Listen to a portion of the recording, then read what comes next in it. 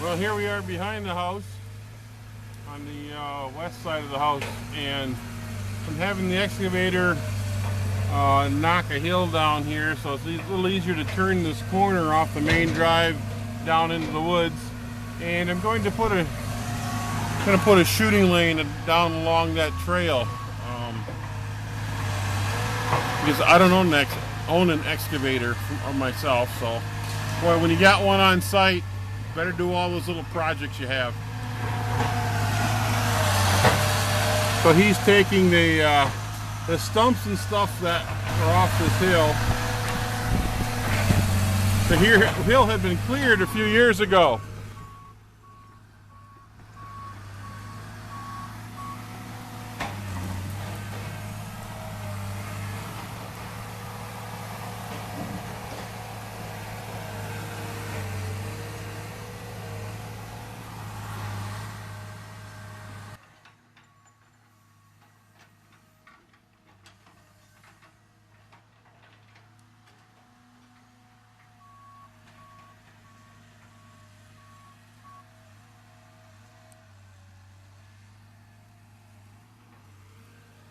So he's taking the dirt off the corner here.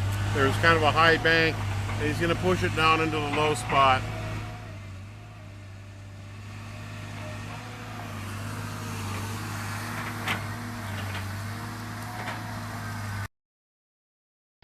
We had this hillside raked and stumps removed from it so I can put a lawn in, and the corner here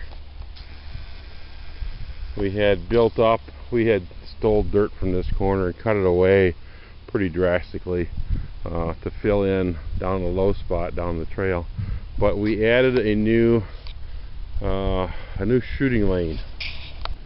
So we have a 6-foot pile of sand there, and the trail all the way up into the hill,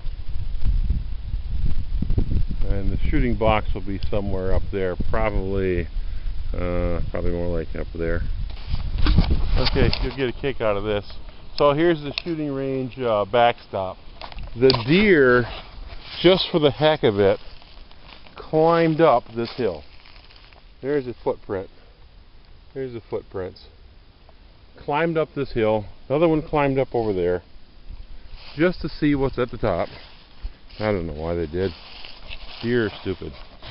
Added benefit to the backstop is behind it I had the excavator. Of course I had to take the dirt from somewhere, so we dug a nice deep hole. There's about 3 foot of water, so the deer have, looking down there, the deer have a water source.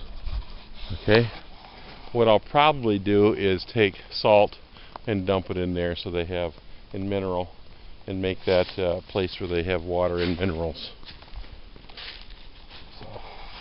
We still got a couple stumps back here to move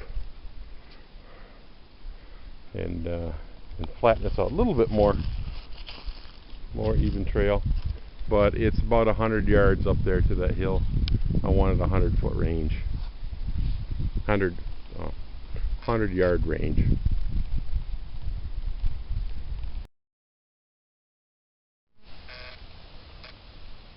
So the orchard project's come along. It's still got a couple root piles to move, that one there, but the soil's looking a lot smoother. Most of the roots are being pulled out. I still have to disc and drag. Right now I'm going to look at one of my small projects. When you have an excavator on site, it's a good time to do your small projects. This is my shallow well. Let me straighten the camera up. That's straight. Okay, when the excavator put the pipe in there, he filled the hole up too much, and then when he tried to straighten the pipe up, he couldn't straighten it and he broke the pipe. So I have a hole in my pipe right there, and it's cracked almost all the way around, and it's canted at 15 degrees. It's a shallow well for irrigation, for a hand pump on top. What I will do is I'll take a 20 or 24-inch concrete culvert and drop it straight over there so to cover the ugly crooked blue pipe, and I'll have a concrete pipe sticking out of the ground. And I can drop a submersible sump pump in there for pumped water, or I can put a hand pump up top.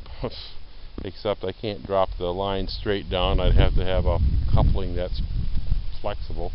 What a pain that's going to be. But all in all, I'm going to have a surface well.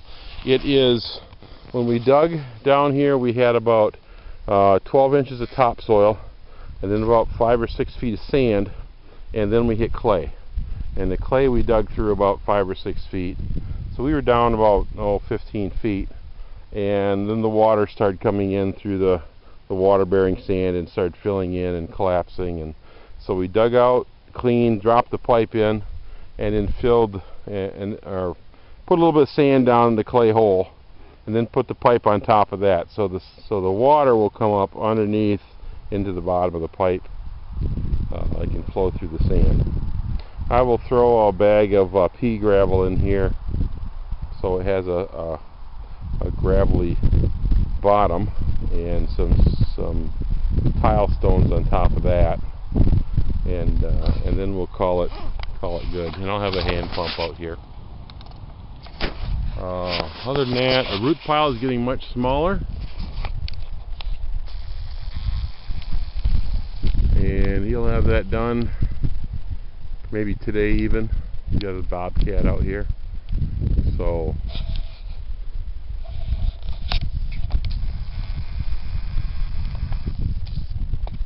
it's getting smoother. Still got a lot of finer roots that are sticking out of the ground. I'm not going to try and pull these out of the ground or clip them off until I get all my disking and everything else done, to see what actually is not chewed up by all those processes.